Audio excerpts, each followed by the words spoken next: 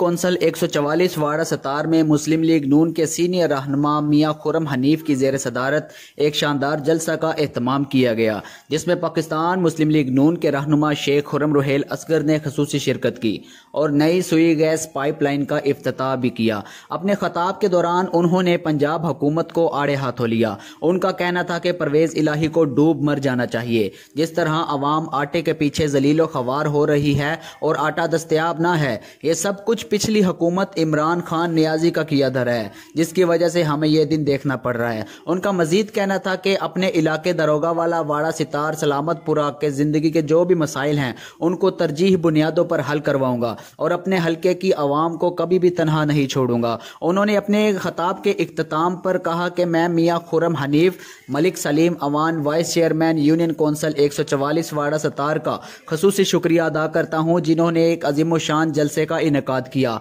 और अवाम का भी तहे दिल से शुक्रगुजार हूँ जिन्होंने एक फकीदुल मिसाल इस्तकबाल किया।